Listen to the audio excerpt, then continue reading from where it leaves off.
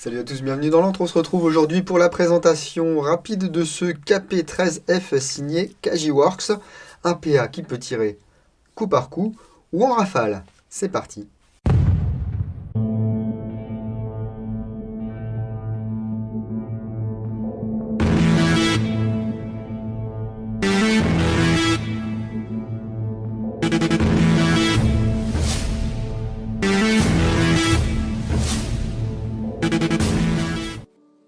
Avant de commencer, merci beaucoup à Kajiworks pour m'avoir envoyé cet échantillon afin que je puisse vous le présenter. C'est une réplique qui est sortie il y a déjà quelques mois. Elle était déjà disponible en 2019. Donc il vous sera possible de vous la procurer dans toutes les bonnes crèmeries entre 130 et 145 €. C'est une réplique qu'on peut trouver en version gaz ou en version CO2. Et on va voir tout de suite ce qui se cache dans cette boîte. Ils aiment bien ce genre de photos sur leur boîte chez Kajiworks. Du gear dans le fond, la réplique au premier plan. Hop là. À l'intérieur, eh bien, en fait, c'est une coque en polystyrène. On a un catalogue Kajiworks. Vous voyez, il y a le KP13 qui existait déjà. Il n'y a pas le mode full sur le KP13. Pour le reste, c'est assez identique. Les chargeurs, bien sûr, sont compatibles. Le manuel d'utilisation ici, avec les mesures de sécurité. Comment utiliser la réplique. Et un éclaté technique. Une petite boîte de billes. Alors attention, elles ne sont pas mises dans un sachet. Si vous ouvrez la boîte, les billes tombent. Kajiworks m'a fourni une version gaz et à côté de ça, un chargeur CO2. Les chargeurs peuvent contenir 23 billes. C'est fourni avec la clé Allen, bien sûr. Et en France, on les trouve aux environs de 30 €. Bien entendu, on a la réplique du KP13F que je vais vous présenter tout de suite. Le voici, le voilà avec son chargeur à gaz. Ce sont des chargeurs type Glock, hein, j'ai l'impression. On regardera un petit peu plus tard si ça peut être compatible avec des chargeurs Glock d'autres marques par exemple. Ici la réplique est en FDE, donc Flak Dark Earth, terre foncée. C'est un petit peu plus foncé que du beige. Alors de prime abord vous allez me dire ouais c'est un Glock quoi. Ça reprend bien sûr quelques mécanismes mais au niveau visuel il y a quand même beaucoup de différences. On va avoir une carcasse en polymère, une glissière en aluminium. Si vous voyez des petits trucs brillants, là c'est juste un peu de lubrifiant, hein. Il n'y a pas de dégâts sur cette réplique. Pour sa taille, ça va être relativement léger, hein. Ça fait 215 mm de long et 730 grammes. Il ne va pas y avoir de marquage spécifique sur cette réplique. Vous voyez, il n'y a vraiment rien, pas de logo, ni rien. Alors, on va retrouver par contre, ici, dans la grande tradition Tokyo Marui, la plaque avec le numéro de série qui sert également de sûreté additionnelle. Ça nous bloque la queue de détente en fait. Je vous le disais, hein, ça reprend des idées des Glock Tokyo Marui, mais ça n'est pas un Glock. Pas de marquage de calibre sur le canon externe. Pas de marquage Kajiworks. On va juste retrouver ici un point pour le mode semi et 2 points pour le mode auto au niveau du sélecteur de tir. Pas de sûreté manuelle ici. On va avoir une queue de détente avec un système Safe Action. Si je n'appuie pas dessus, je ne peux pas tirer. Au niveau de la crosse, on a une texture qui est assez fine et pas très abrasive. Avec les mains humides, je ne sais pas si on aurait vraiment une bonne accroche. Ici, un petit arrêtoir, c'est sympa, ça nous donne un repère. Et puis un autre ici. Voilà, si vous voulez mettre vos mains comme ceci ou comme cela. Avoir un point de repère aussi pour votre index. Ça fonctionne aussi pour les gauchers. Voilà, ici le point de repère pour le pouce. Le bouton d'éjection du chargeur ici. Alors regardez la conception du chargeur. On n'a qu'une encoche là, pas de l'autre côté. Donc on ne pourra pas, à mon avis, enfin c'est même pas à mon avis, c'est on ne pourra pas changer le bouton d'éjection de chargeur de côté. Apponté effectivement au design qui ressemble à ceux de chez Glock. Idem pour l'arrêtoir de glissière qui est fonctionnel.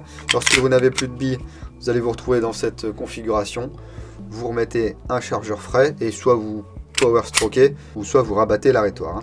On a bien sûr un rail à l'avant pour permettre la pose d'une lampe ou d'un laser ou d'un mini lance-grenade, hein, si vous êtes fan de mini lance-grenade. Voilà, par exemple ici, pour rester dans les tons beige, je vais mettre cette petite Olight. Voilà, ça le fait, hein. Alors, je ne sais pas si à la base il y avait une extension ici ou quoi. Bon, vous pourrez toujours mettre une dragonne ici sur un des trous. Je trouve pas ça très pratique. Ici, on a une espèce de queue de castor là, qui va permettre de ne pas se blesser et puis de bien prendre la réplique en main. C'est un striker, pas de marteau apparent ici. Une plaque pareil type Glock. Glissière qui rappelle également celle de chez Glock. Avec quelques usinages. Donc on va avoir des stries de préhension ici. Là à l'arrière aussi. Il n'y a pas de faux extracteur, c'est moulé dans la glissière. Des ports à l'avant. Ça permet d'alléger les pièces et d'avoir un cycle plus rapide. Un canon externe en alliage. Voilà. Argenté. Qui se termine par un protège filetage. Et on a, bonne nouvelle ici, du 14 mm anti-horaire. Du coup, ça va permettre de trouver des accessoires compatibles en toute facilité. On a un petit joint torique ici pour maintenir le serrage. Un guidon équipé de fibre optique. Une hausse fixe.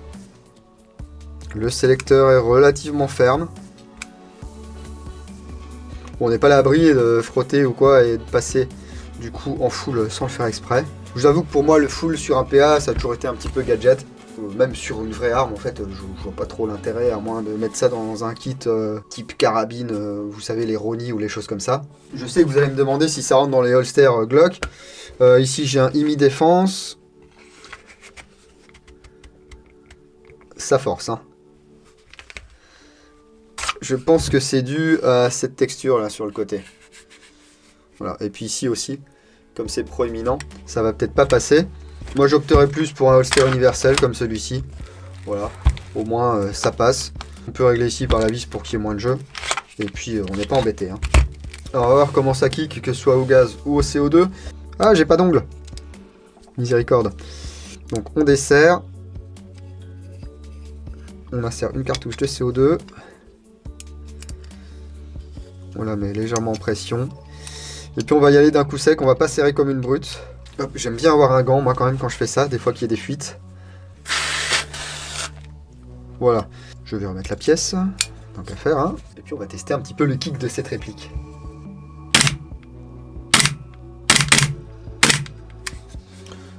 Sympa. La détente est relativement agréable, ça ne gratte pas. C'est un peu dur, on continue, voilà. On est presque au moment du lâcher et ça part. Le reset est franc. Voilà, on peut se mettre en full. Ça crache un peu de gaz, hein, c'est normal. Au CO2, ça crache moins de gaz forcément. J'ai pas l'impression que le kick soit beaucoup plus prononcé au CO2 qu'au gaz. Je vous propose d'aller voir au Chronis ce que ça donne.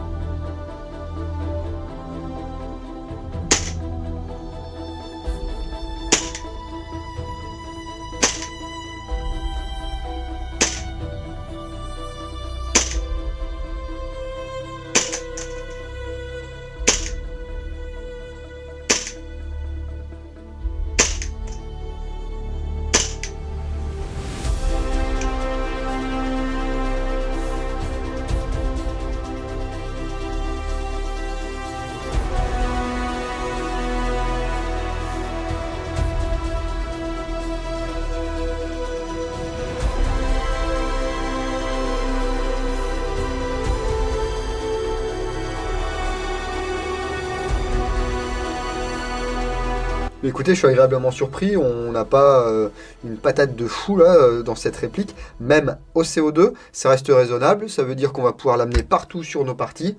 On testera l'efficacité de cette réplique lors de la revue complète dans l'entre-le-blog. Idem pour l'autonomie des chargeurs. Là, on va regarder un petit peu ce qu'il y a là-dedans. Donc, même démontage que pour un Glock. Hein. Voilà. Donc, une mécanique assez familière. La tige guide, le ressort récupérateur. On a une petite cale ici. Le réglage de hop-up s'effectue via cette petite molette. Barbie style, hein. Toujours. L'ensemble canon externe, canon interne, bloc hop-up. Une large patte d'appui ici. Et on va regarder si c'est un joint type VSR. Je pense que oui, hein. Ils doivent pas s'amuser. Ah bah dis donc, c'est serré ça. Ils doivent pas s'amuser à mettre leur propre truc là-dedans. Alors pour ceux qui se posent la question, je crois que j'ai en effet jamais eu de copie de Glock Cagiworks entre les mains. Un des défauts récurrents sur ce genre d'architecture, c'est qu'on va avoir une petite roue ici avec un débattement très très limité. Il y a des marques comme Maple Leaf qui font des roues avec des battements plus importants. Alors là je dis pas que le hop-up ne va pas être efficace, hein, mais disons qu'on pourra peut-être lever de la bille un petit peu moins lourde que si on avait un système avec un débattement plus important. Oui, c'est bien joint type VSR. Donc vous allez pouvoir mettre vos Maple Leaf Cherry ou d'autres joints type Modify, etc. que vous appréciez. Ici le nozzle, donc qui va résister au gaz et au CO2. Et puis ici le petit système qui va permettre de créer une panne pour tirer en full. Voilà, on décale ici. Vous voyez ? Sur ce genre de réplique qui n'est pas du tout équipé de mode full auto, parfois ça va tirer en full auto parce que justement la pièce qui est ici va être usée ou cassée. Donc il faut s'arranger pour avoir de nouveau cette bosse.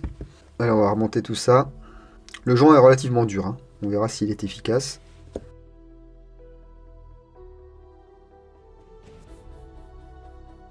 Par contre ce que j'apprécie, contrairement à WE par exemple, c'est que leurs pattes d'appui sont bien larges et elles ne sont pas souples.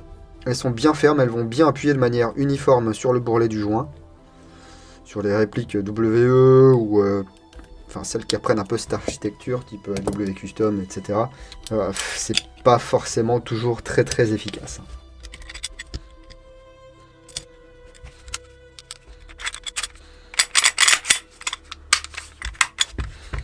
Voilà, alors un truc que j'ai remarqué en faisant mes tests chronie, ouais, je voulais vous en parler. Ici donc j'ai mon Chronie S-Take Lighter BT. Et lorsque je le visse, eh ben en fait il se met un peu en vrac et je ne peux pas visser plus que ça.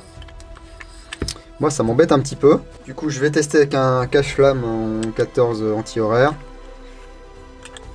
Et là c'est pareil. Donc je pense qu'il y a eu un petit souci au niveau de l'usinage ici du filetage de cette réplique. Alors que la bague de protection elle se visse très très bien, hein. Enfin avant que je force en tout cas. Voilà. Donc je vous disais compatible avec des traceurs et des modérateurs de son. Attention, voilà. Dites-moi dans les commentaires si vous avez un KP13F, est-ce que vous avez pu visser sans problème soit un compensateur, soit un traceur, soit un modérateur de son. Ça m'intéresse. Ça peut arriver hein, qu'il y ait une petite bavure dans une pièce ou quoi. Voilà, pour à peu près 130 €, on a une réplique de poing qui a pas l'air mal. Qualité Cagiworks, hein, pour ce genre de réplique en général, il n'y a pas trop de soucis. Ça peut fonctionner au gaz et au CO2, donc les fanboys du CO2, eh bien lâchez-vous. Hein. C'est pas très lourd, c'est maniable. Attention à la compatibilité avec vos holsters. Si votre truc c'est les répliques d'armes et tout ça, là on a une espèce d'hybride Glock Canic, enfin on sait pas trop. Il n'y a pas de marquage RS ni rien du tout, du coup ça va peut-être pas vous plaire. Mais si vous voulez une réplique de poing qui a la possibilité de tirer en full, qui a un look quand même relativement sympa, voilà c'est la mode, hein, toutes ces glissières ajourées et tout. Et ben je trouve qu'il a quand même une bonne bouille ce KP13F. Mais encore une fois, dites-moi ce que vous en pensez dans les commentaires. Vous pouvez également lâcher un petit like sur cette vidéo, ça fait toujours plaisir. Et on peut tiper. À l'heure où je tourne cette vidéo, nous sommes le 29 avril, nous sommes toujours confinés cause Covid-19. Jusqu'à la fin du confinement, donc 11 mai, voilà, date plus ou moins officielle de la reprise, même s'il y a des gens qui ont repris depuis belle lurette et des gens qui ne se sont jamais arrêtés. Tous les types seront mis de côté pour être reversés, soit à l'hôpital du coin, soit à un EHPAD, une association ou quoi. Enfin, je vous tiendrai au courant. Mais ça sera pas pour moi. Vous pouvez faire des tips gratuits, vous pouvez également tiper autant de fois que vous voulez. Si vous ne voulez rien louper de ce qui se passe dans l'antre, vous pouvez me suivre sur la page Facebook, sur Instagram et sur www.l'entredudingo.com. On va se laisser sur un petit 360 de ce KP13F de chez Cagiworks. Si vous devez rester chez vous, bah restez chez vous, faites pas n'importe quoi. Si vous bossez, prenez soin de vous, prenez soin de vos familles. Et moi je vous dis à bientôt dans l'Entre du Dingo. Bise.